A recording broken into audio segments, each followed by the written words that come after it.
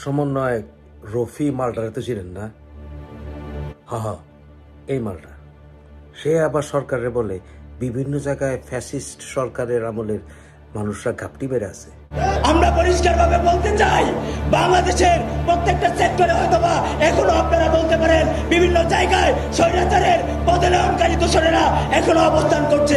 আমরা অন্তর্বর্তীকালীন সরকারকে বলতে চাই, আপনাদের যদি কাজ করতে অসুবিধা হয়, রাষ্ট্র সংস্কারে যারা বাধা হয়ে দাঁড়িয়েছে। এই রফি মালটা নিজে যে আওয়ামী লীগ থেকে ফয়দা নিছিল মুক্তিযুদ্ধের কোটায়, এটা জানেন? এই রফি মালটার নানা নাকি মুক্তিযোদ্ধা ছিল।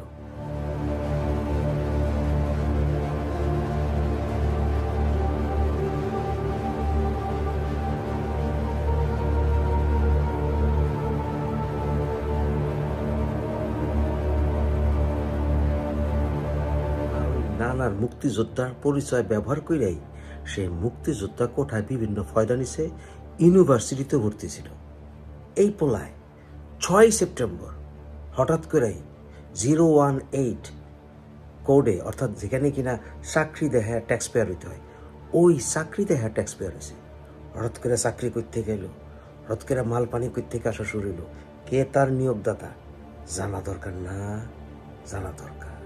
শেখ হাসিনার লগে যোগাযোগ থাকার কারণে আর শেখ হাসিনার শাসনামলে ফয়দা নেওয়ার কারণে যদি ঝাঁটাই করতে হয়, তাহলে এই রাফির দিয়েই শুরু করা উচিত, তাই না? এই মালটা কি চিল্লানটা দেয়, 15 সেকেন্ডে মিডিয়া সব ফালাই দিব।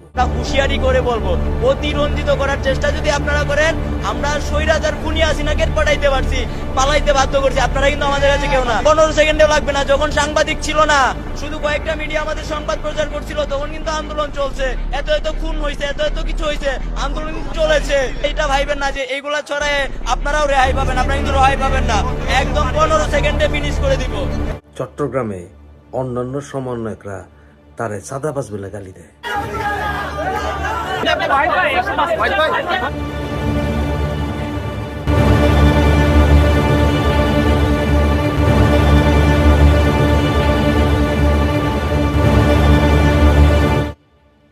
স্টুডেন্ট থাকতেই মালডা চাকরির টিন বাইর করে ফেলল। এরাই জাতীয় বেঈমান। এখন এই জাতীয় বেঈমানকে দেখা যায় শিবিরের প্রাক্তন নেতাদের সাথে।